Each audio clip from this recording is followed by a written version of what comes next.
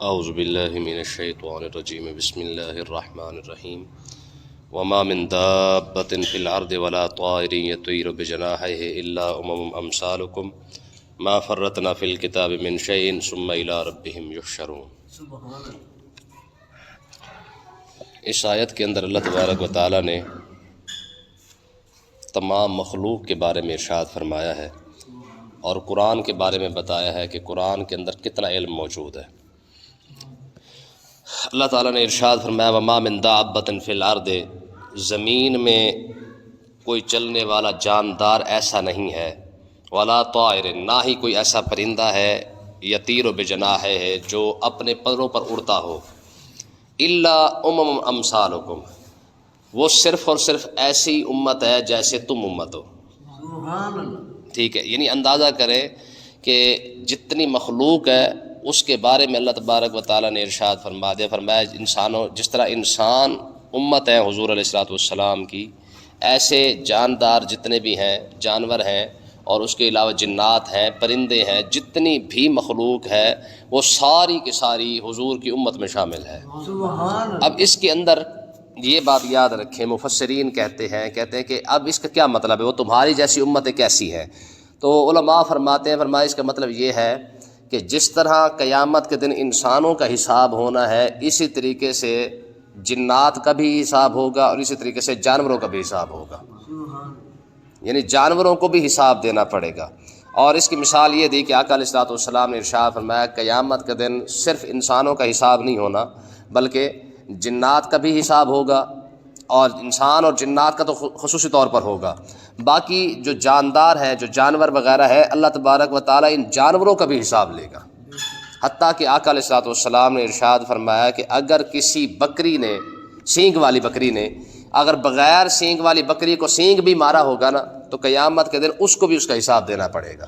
جیسے اکثر آپ دیکھتے ہیں نا کہ جانور آپس میں لڑ پڑتے ہیں، تو ایک جانور جو زیادہ ہوتا ہے، تگڑا ہوتا ہے، تو وہ دوسرے جانور کو خواہ مار بھی دیتا ہے۔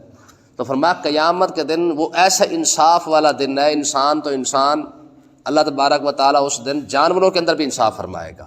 یعنی اگر کسی جانور کو بغیر کسی وجہ کے دوسرے جانور نے اگر ٹکر بھی ماری ہے، ٹھیک ہے، یا دھکا دیا ہے، تو قیامت کے دن ان جانوروں کو بھی حساب دینا پڑے گا۔ یہ ایسا دن ہوگا، ٹھیک ہے۔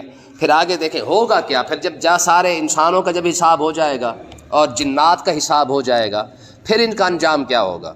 انسان تو جنت یا جہنم میں چلے جائیں گے، یہ تو دو حساب کتاب الگ ہو گئے۔ جو انسان ہوں گے یا تو جنت میں جائیں گے یا پھر جہنم میں جائیں گے، یہ انسانوں کا کھاتا الگ ہو جائے گا۔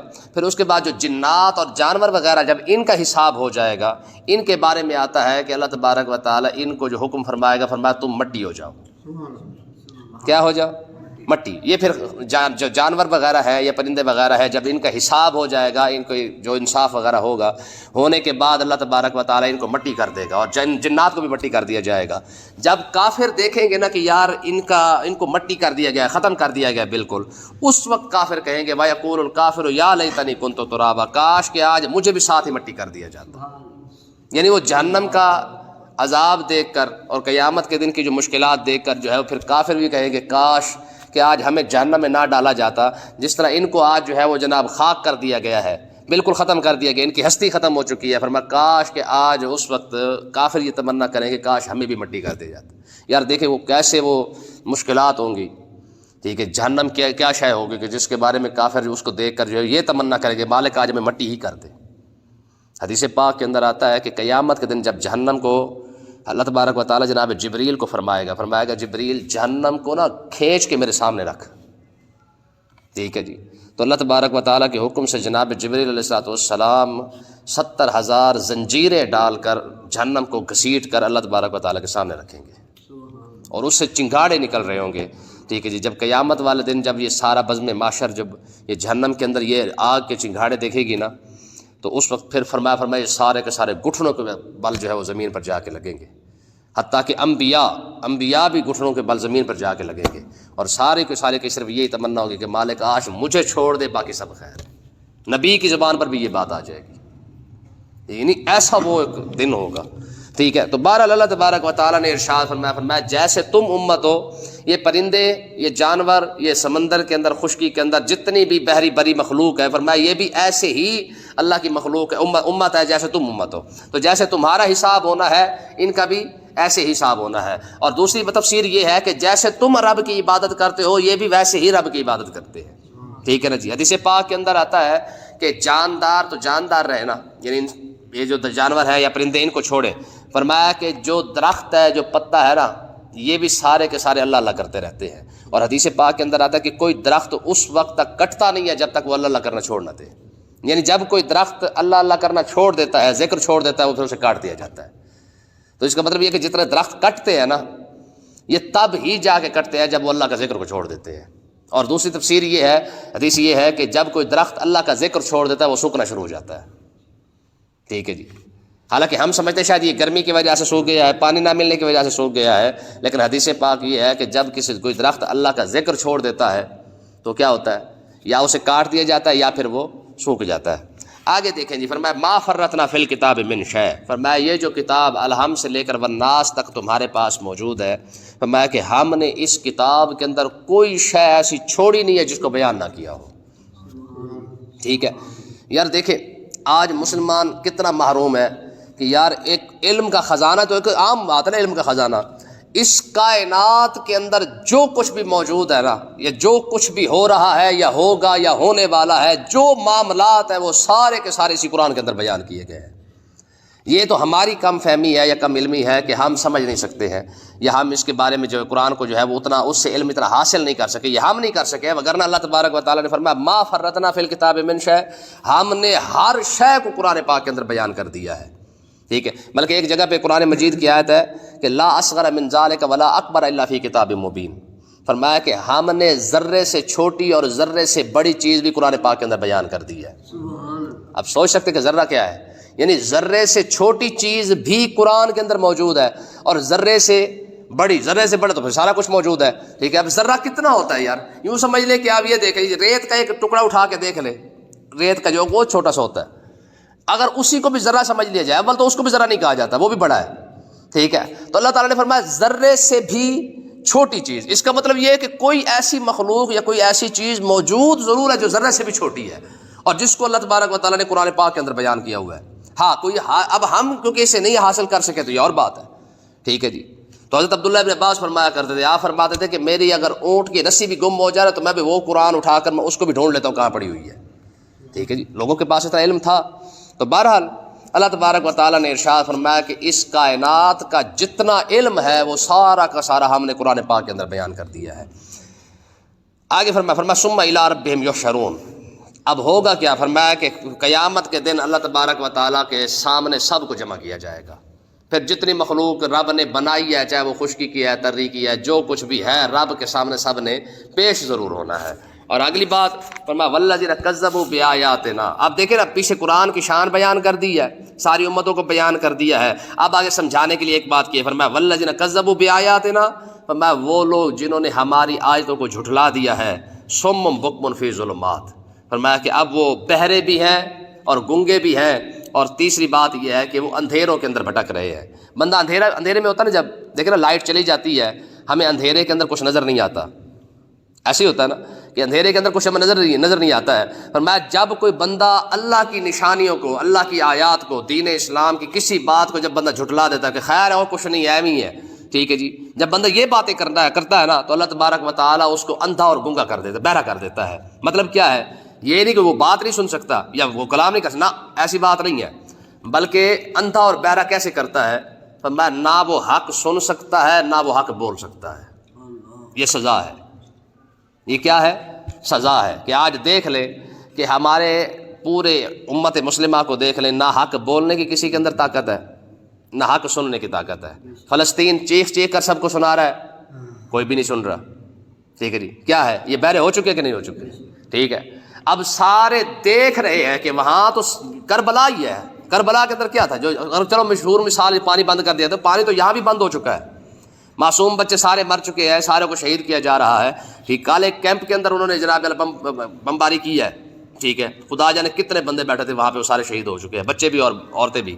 اب یہ سب کچھ یہ کوئی اندھیرے میں نہیں ہو رہا ہے، یہ جاگتی آنکھوں کے ساتھ اور دل کے اجالے کے اندر یہ سارا کچھ کیا جا رہا ہے، اور وہ ساری امت مسلمہ دیکھ رہی ہے، لیکن گنگے کیسے ہیں، کہ بول نہیں سکتے.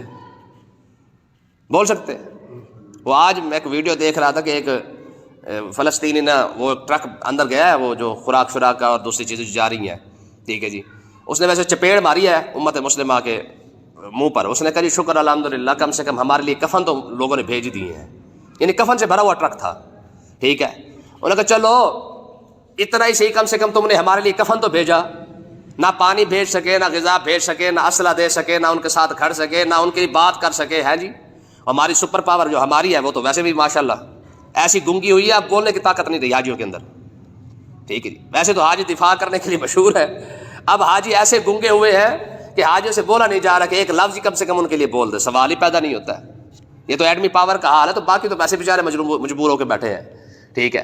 حالانکہ آپ دیکھیں گیس ان کے پاس ہے, تیل ان کے پاس ہے, یہ دونوں چیزیں آج ختم کر دینا تو یہ کل نہیں بلکہ یہ 1 گھنٹے کے اندر یہ منہ کے بل گریں گے.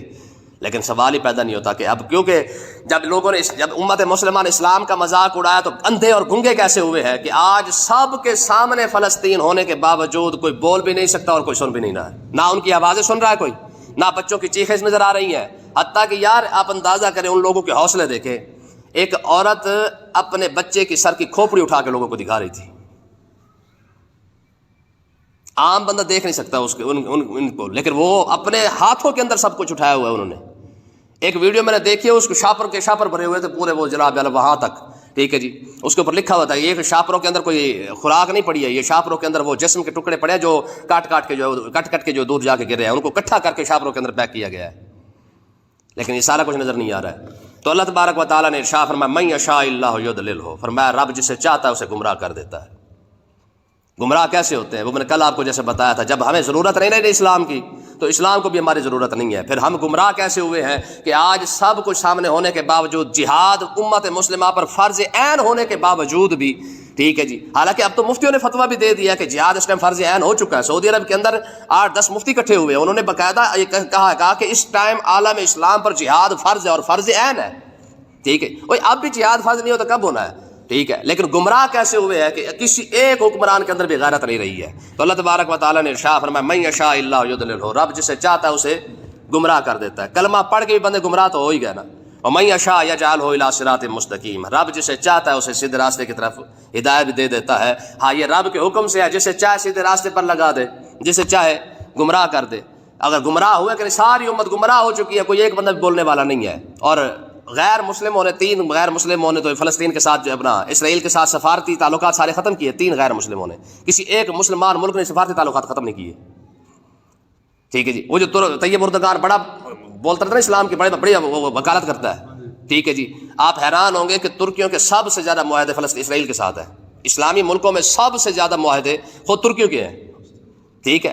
اور آج تک یہ کہتے جی ہم یوں کر دیں گے وہ کر دیں گے, اب سارا کچھ چھوڑے, آج تک ترکی نے اسرائیل کے ساتھ تعلقات ختم نہیں کیے. حالانکہ اسرائیل نے اپنا حملہ بلا لیا واپس, لیکن انہوں نے اپنے تعلق ختم نہیں کیے. 3 غیر مسلم لوگوں نے, غیر مسلم ملکوں نے جو ہے وہ سفارتی اپنے سفیر بھی ختم کر بلا لیے واپس اور سفارتی تعلقات ختم کر دیے. لیکن مسلمانوں کے اندر یہ ہمت نہیں ہوئی ہے. ان کا حساب تو پھر آگے جا کے ہونا ہے نا پھر, ٹھیک ہے جی. وہ کیا شعر تھا کہ ہر ایک خدا بننے کی کوشش میں مصروف, لیکن یہ تماشا بھی خدا دیکھ رہا ہے. آج ہر کوئی خدا بن کے بیٹھا ہے نا, ہر کوئی اپنی کرسی بچا کے بیٹھا ہوا ہے. عربیوں کو اب اپنی کرسی کی پڑ گئی ہے. اور یار سب سے وہ جو کمزور ملک ہے یمن, ان کے بھی کچھ لوگوں نے جو اعلان جہاد کر دیا تھا.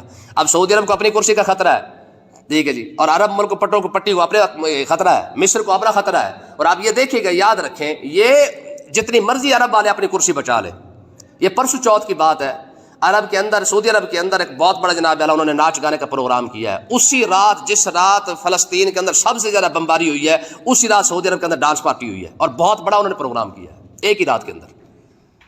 تو یہ تباہی تو ہونی ہے. یاد رکھیں ایک وقت آئے گا مسجد اقصیٰ کو تو ختم کیا جائے گا, یہ تو ہونا ہے. لیکن جب مسجد اقصیٰ ختم ہو جائے گی پھر کیا ہوگا؟ پھر اس کے بعد اگلی باری ہے مصر کی, پھر اس کے بعد اگلی باری آئے گی عرب پٹی کی. یہ ساری پھیلتی بات مدینہ تک تو پہنچے گی, ٹھیک ہے جی. یہ سزا ان کو مل کے رہنی ہے. آج بھی اگر تم فلسطین کے چیتھڑے اڑ رہے, آج بھی تم جو ہے وہ جناب پارٹیاں کر رہے ہو, تو پھر انشاءاللہ تمہاری باری تو آنے والی ہے, آج نہ صحیح تو کل صحیح. اللہ تعالیٰ سمجھنے کی توفیق عطا فرمائے.